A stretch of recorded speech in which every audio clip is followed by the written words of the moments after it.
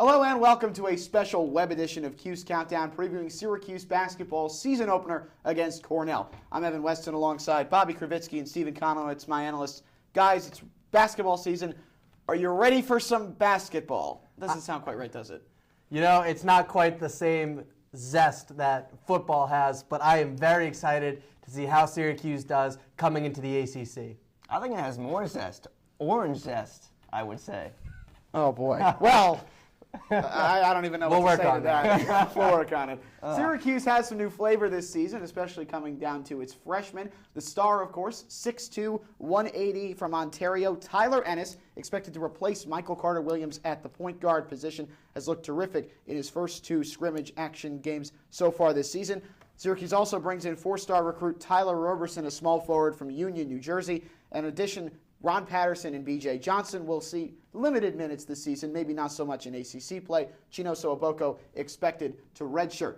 So Syracuse brings a lot of fresh blood into the Dome for its first game. Cornell's got some too, and then it's a veteran, Bobby, who you say to look out for. Yeah, just as Syracuse returns its leading scorer and rebounder, Cornell does the same in Sean Miller, now entering his junior season. He's a 6'7" forward who's very effective, averaged 11.6 points per game last season. He's aggressive, he's physical. Look for him to have a breakout season for Cornell. With Miller in mind, Steve, what's the biggest concern for SU in this game? Syracuse has to make sure that they don't lay an egg in this one. Cornell, not as good as they've been in past years, but they got to make sure that they don't let it get to their head like they did Temple last year at Madison Square Garden. We know how that one ended. It ended in a loss. They got to make sure they got the right mindset. All right, so on paper, this one looks like a slam dunk for Syracuse, but is there an X factor that maybe influences the outcome of this game? Well, for me, it's defensive communication. It's now a much younger team who you're turning it over to. People talk about the loss of the length at the top of the zone with Michael Carter-Williams going to the NBA.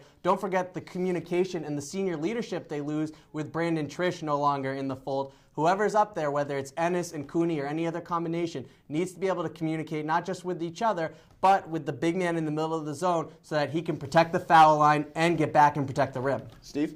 I'm going to go on the other side for Cornell. Head coach Bill Courtney.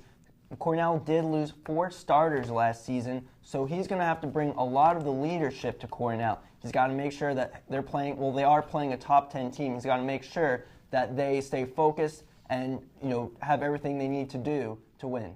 All right, prediction time. Syracuse, the heavy favorite. Any upsets in the air? No, this game should be a layup for Syracuse. I expect them to win big. I totally agree with that one. There's no way that they can lose the season opener. They'll come out early with a lead and won't look back. Syracuse and Cornell Friday night inside the Carrier Dome.